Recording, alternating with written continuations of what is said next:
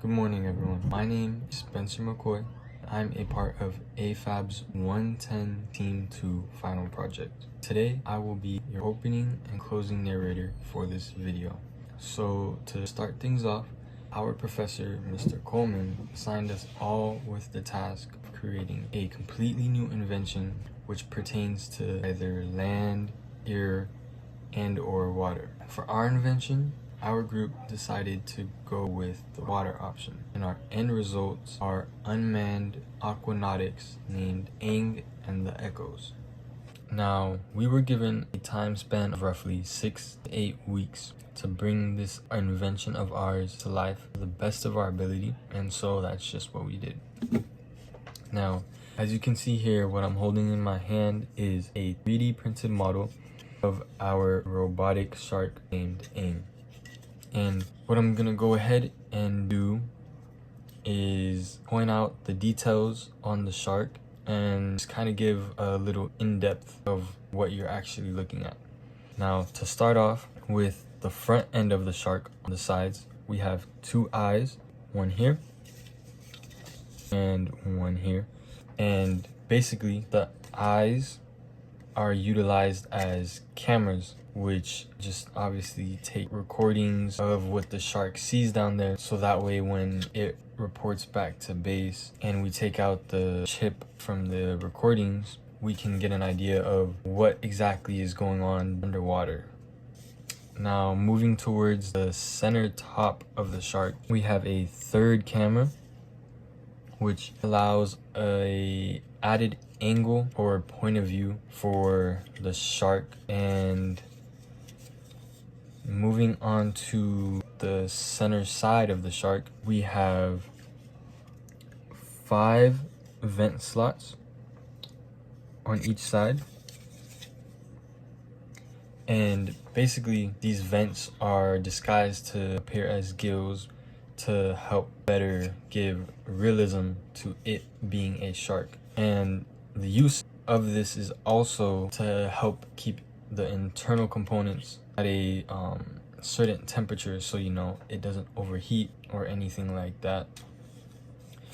And right next to our vents or gills, we have 2 stars, one right here and one right here. And the stars are just our team logo printed onto the shark, so you know who it's produced by without making it too outstanding. And obviously, you have a fin here, fin up top, tail, all to add to the realism of the shark's appearance.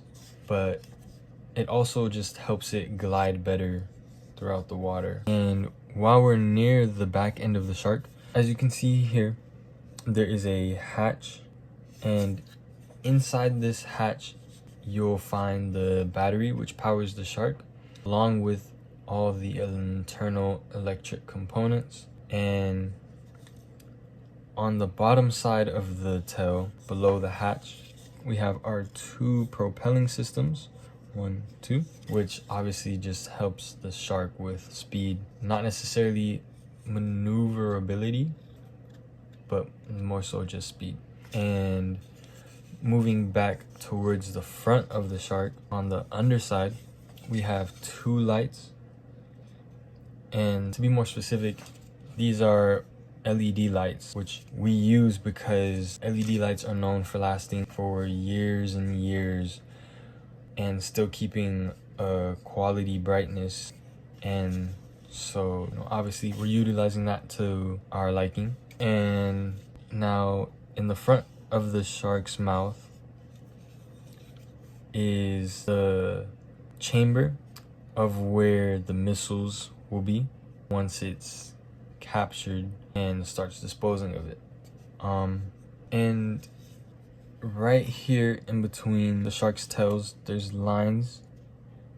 There's like a line around here and a line around here. And although you can't see it, basically what's supposed to be in between those lines is just like the joints which allow for the tail's movement, which again adds to the realism of the shark, as well as just helps with the maneuverability of the shark as well. And that pretty much sums up our 3D model we have here of our shark Aang. And now I'll be showing you guys our Tinkercad of our shark.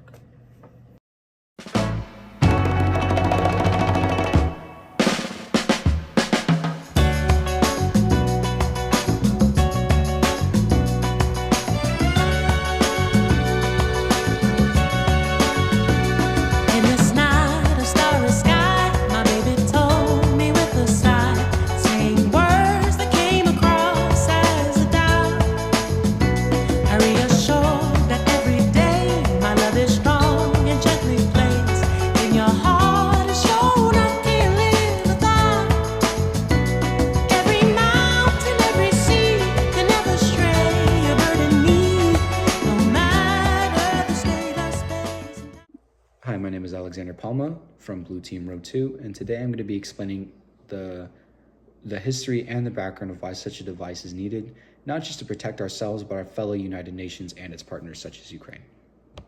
As I'm sure you all know, now more than ever, our national security has been threatened by nuclear war by Russia, and we're slowly leaning toward World War III.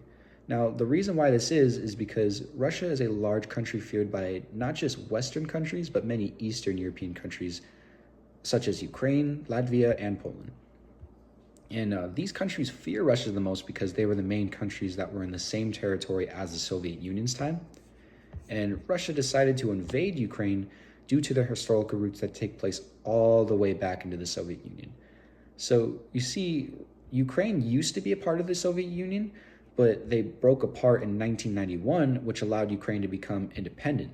And at the time, Ukraine was still trying to figure out whether or not it wants to be closer toward other European countries or have a close loyalty toward Russia. And one of the reasons they chose to become independent was because during the time of the Soviet Union, ever since the 1980s, the Soviet Union broke the economy of Ukraine, which mostly fueled an idea of an independent nation and took a vote of having an independent nation, which resulted in 90% of choosing independence. So Russian leaders such as Vladimir Putin and other leaders of Russia believe that Ukraine needs to be under the influence of Russia and thinks that Russia is not a separate independent country and still believes that it is still a part of the country of Russia. And in the year of 2022, of February 24, Russia attacked Ukraine, which killed thousands and resulted in millions of refugees. So Russia since then has been losing this war against Ukraine. Since the war between Russia and Ukraine has begun, most countries that are members of NATO have expressed their support toward Ukraine and have made it pretty clear that the actions of Russia trying to invade Ukraine is frowned upon. Now, the support that NATO has with Ukraine is by giving them lots of military aid, and many countries that are members of NATO, such as America and many Eastern European countries, have helped Ukraine by providing weapons, military equipment, and training. And NATO has also aided Ukraine with sharing intelligence information such as troops and battlefield strategies and threats that could potentially come toward Ukraine in the future toward Russia. Now, Russia's response to NATO supporting Ukraine during this war is of many serious warnings, and many of these warnings sent by Russia, it has many statements that reference nuclear capabilities. Now, Russia has stated that they will use all means necessary to protect Russian territory. Even though Ukraine has many supporters, Russia has supporters that have already stepped in to support them. The countries that support Russia are China, North Korea, Belarus, Iran, and Syria. Now that China is staying neutral, it hasn't supported Russia in any military sense. It has supported Russia by giving Russia resources during their energy crisis. And now that North Korea, on the other hand, has publicly sided with Russia and provided them with munitions and equipment, and Iran has shown its support by providing Russia with military equipment, while Belarus allowed Russian troops to begin operations on their land and potentially harm the US and any other countries that are affiliated with them. Now, Russia possesses a large nuclear arsenal capable of being deployed at any minute of our lives. Russia also possesses many nuclear delivery systems such as ballistic missiles and nuclear submarines that could potentially wipe out entire states depending on the payload. And the ongoing conflict between Ukraine and Russia is a reminder of how close we are to jeopardizing the national security of peace across the world. And it's very important now more than ever to protect our national security of the people by paying more attention toward our defense systems. And our submarine is much needed necessity to protect not just ourselves, but our fellow nations as well. The shark that we're developing is used to retaliate against any modern technology Russia may have to throw at us, or any allies, or any of our allies, such as Ukraine, to protect our waters if Russia ever decides to turn toward nuclear war as a means to losing to Ukraine or threatening the United States. Now, if Russia were to ever turn on us during the war at any other European country, the most definitely would use their submarines to disrupt supply lines that we would use across the ocean, and our shark could potentially be a means to stopping these submarines or any Russian missiles or nukes that could jeopardize these supply lines. These threats made by Russia give us Americans all the proof we need of why we're in such need of the device to protect us, not just ourselves, but our beliefs to protect the world and the members of NATO countries that stand with Ukraine to protect their independence and our national security. My name is Alexander Palma, and I really appreciate you listening. I'm from Blue Team in Row 2. That stand with Ukraine to protect their independence and our national security. My name is Alexander Palma, and I really appreciate you listening. I'm from Blue Team in Row 2. Hello, my name is Mateo, and I am glad to be a part of Afab 110's Team 2 project. Today, I am here to tell you how our Russian bomb destroyer, Aang and the Echoz, are made and how we would be able to destroy specialized underwater weapons such as Russian's Poseidon. Aang is an unmanned robotic shark that travels underwater to destroy Russian Poseidon. Now, what we know about Russian Poseidon is that they are underwater drone bombs that are unmanned that the Russians have built and have plans to push into our territory, to the coastal cities, and our military bases. Our job as a group is to destroy those bombs while blending in undetected by any means necessary. You see, Poseidon is equipped on submarines. So similar to ballistic missiles on planes, they have their own way of making the way place to place. So to escape detection from the submarines, our specialized weapon, Aang and the Echoz, will be made out of titanium for the skin. And we chose titanium due to its really amazing strength to weight ratio. And not only does it escape detection, it is also strong enough to be deeper underwater and move much easier, as it does not weigh as heavy as other materials such as aluminum. The titanium is also corrosion resistant, so that will help us out in the long run as well. We would also need rubber with the titanium as a way to withstand harsh temperatures underwater and repetitive strain. So through rubber to metal bonding, this can make it much more possible for us to have that ability on our hands. Our shark will be able to move through the use of water jets powered by diesel engines. We found that would be the best choice for us to be more fuel efficient, and for that reason, Aang is known as a hybrid. To help with mobility, we have our vents that we can use as gills, and these vents allow us to submerge easier underwater, as well as give us that speed we would need to reach the Poseidon. As for how we would actually destroy the Poseidon, we would first have to locate it, then start the process to destroy it. And for this, we are using a sonar. This sonar will be placed under the shark at the belly. We thought this would be the most efficient way to detect sounds anywhere we would go. Sonars are able to find things and identify things underwater. To go more in depth, the sonar allows us to find the distance by the sound waves being sent out. For example, If a Poseidon makes any sort of noise, whether it's through clanking, through beeping, the sound waves from that will be received and allow us to calculate our distance from it. Once we find the bomb, we made special fins for Aang. These fins will allow us to grab the bomb through special clamp and secure them in steel tubes that we have put under Aang's wings. Once we get a hold of the bombs, Aang will release this electromagnetic pulse, widely known as EMP, to shock the breadboard. We do this so that when the Poseidon is in our shark grasp, it wouldn't do anything to go off or anything of that sort. We then drill into the Poseidon and inject them with chemicals such as sulfuric acid, nitric acid, and hydrochloric acid to cause corrosion from the inside out, as well as melt the Poseidon as it is made from titanium. We would be able to see all of this happen through a camera we have installed on Aang. This camera allows us to see what we are dealing with as we control Aang from the outside. Now that the Poseidon is destroyed, we gave the Echoz a special task. And that task is to clean up the mess that Aang has made destroying the Russian bombs.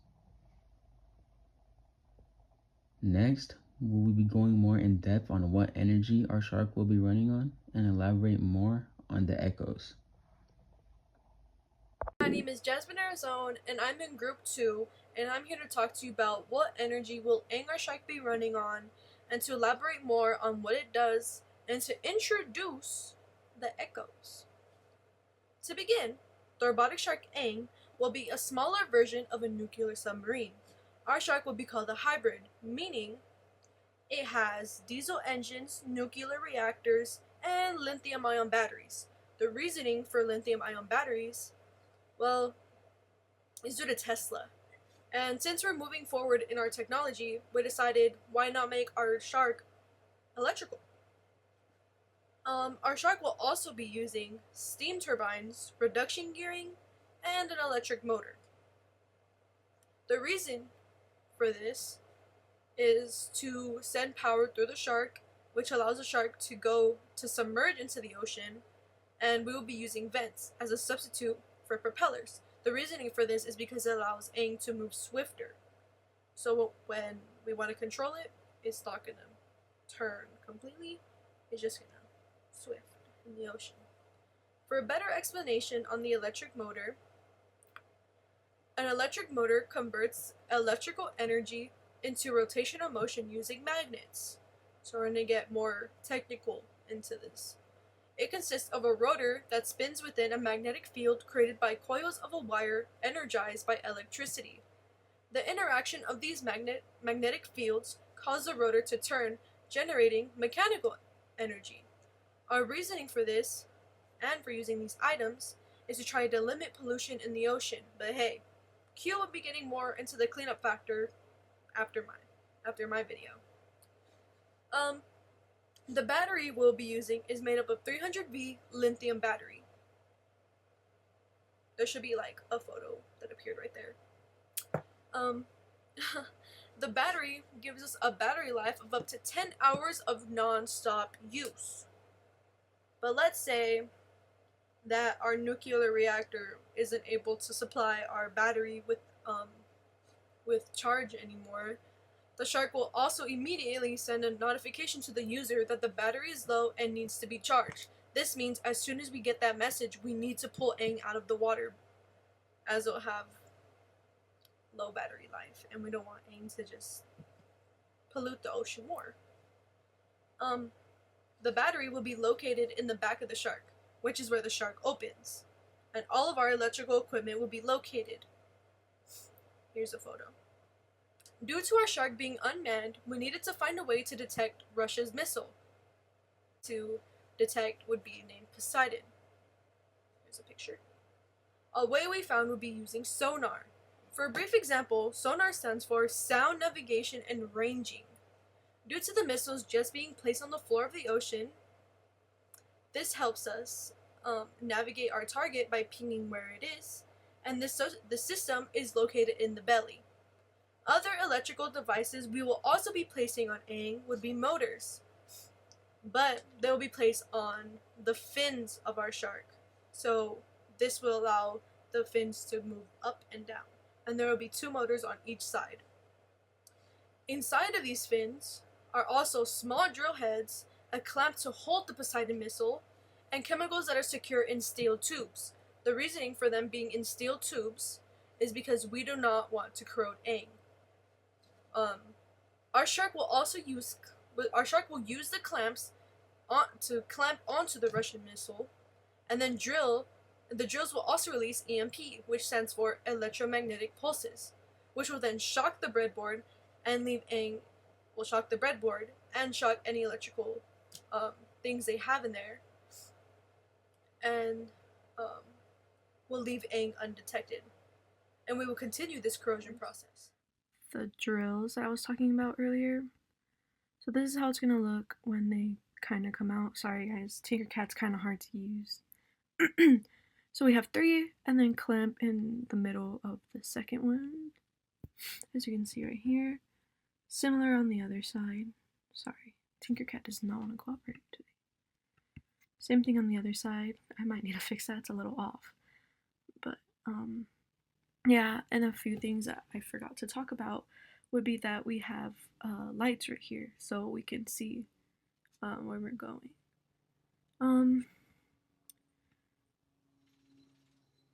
There are little echoes, but I'm just here to talk about these little parts right here. And yeah. Due to robotic programming, our shark will then drill into Poseidon, release chemicals, and to name a few, I'm sorry if I pronounce these wrong, we'll be using cadmium along with sulfuric, nitric, and hydrochloric acid. The use of these elements is because Poseidon is made up of titanium, and due to research, these chemicals will be used to melt it. This will then speed up the corrosion process and leave us with 1 less Russian missile to destroy. And a little bit towards the Echoz, there will be a cleanup factor. Inside of these Echoz will be a 300V battery located inside of them. They're also electrical. Now, on to Q with the environmental impact and cleaning process. Thank you. Hello, my name is Nokwe Gomez, part of Group 2. Aang, an underwater shark drone that swims silently through the deep, dark ocean, patrolling territory. It moves with sleek precision of a real shark, scanning its surroundings with keen artificial senses. I'm here to talk to you guys about how our robotic shark will find Poseidon and any other nuclear power missiles that are a threat to the US. As you know, Poseidon is a nuclear torpedo developed by Russia to attack ports in coastal cities across the east, especially targeting military bases along the coast. Its warhead, expected to be around 100 megatons, which is about 7,000 times more than the nuclear bomb dropped on Hiroshima, that would create radioactive ocean swells that would render coastal cities uninhabitable. So in order for that not to happen, we would need Aang to do his job and find and intercept before Poseidon even gets close to our country. It will specifically navigate from Maine all the way down to Florida, covering most of the Atlantic Ocean. To do this, it will be equipped with sonar around its belly and heat sensors on his tail. Aang will be equipped with 2 types of sonar systems. One being active sonar, which will emit sound waves and listen for echoes bouncing back from missiles, depending on the missile's shape, size, and movement. It would create a specific sound. Since Poseidon is a very large and fast-moving nuclear missile, it would likely create a distinct acoustic return that can be tracked over long distances. The second type would be passive sonar, which will listen for Poseidon to ensure two types of detection in case one of them fails. As Poseidon travels underwater, it generates noise through its propulsion system movement and turbulence. These noises would differ from background ocean noise to detect and analyze the missile. Another way our shark will be able to detect missiles is by having heat sensors. While water generally absorbs infrared radiation quickly, a fast-moving missile like Poseidon can produce localized heating in the water due to friction in its propulsion system. This temperature differential could be detected by highly sensitive thermal sensors. The missile's nuclear power propulsion system would generate significant heat, creating a detectable thermal wake even in the cold ocean depths. The heat sensors could detect anomalies, especially when the missile passes through colder regions of the ocean, typically in the deep ocean, ranging from 32 to 39 degrees Fahrenheit. The temperature difference would be notable, giving the drone a way to detect and track the missile. Also, while taking in consideration missiles that might be buried undetected by the human eye, Aang, looking for shifts in temperature like sharks sensing for blood in the water, could help us locate and defuse them before being detonated by the enemy. Now, let's talk about the cleanup. After Aang neutralizes a missile, a series of small eco-friendly drones called the Echoz would be deployed to sweep the area and collect any residual chemicals or clean up any pollutants left in the ocean. These drones would use non-toxic biodegradable materials for cleanup. They would collect chemical residues and either neutralize them or store them in an environmentally safe manner. These drones would also be equipped with water purification technology, such as filters designed to remove or neutralize harmful chemicals. Nuclear spills introduce radioactive elements into the ocean, and the environmental effects can be long-lasting. Some radioactive materials can persist in the marine environment for decades, spreading through water currents, potentially entering food chain and affecting ecosystems and human health. We do not want to harm any marine life or further pollute our oceans. Thank you. So, to sum up what we've learned here today about our final project is that we've invented an unmanned robotic shark named Aang, which is composed of titanium, is powered by a 300-volt battery, disposes of the Poseidon by corrosion of chemicals, is equipped with an EMP shocking breadboard, and locates the Poseidon using sonar and heat sensors. The Echoz, which are eco-friendly, hence the name Echoz, are also unmanned robotic sharks similar to that of Aang, except on a smaller scale, but they also operate on a 300-volt battery. The Echoz follow around Aang and perform the task of cleaning up the aftermath of destroyed Poseidons. Now, the final thing we learned in this video here today was that another main reason we built this shark was to retaliate against Russia because they're preparing for nuclear war, and they're basically sending us threats and saying that they'll use nukes and any means necessary to protect Russian territory. Now, this concludes our Afab 110 final project. Thank you for your time, and we hope you enjoyed the video.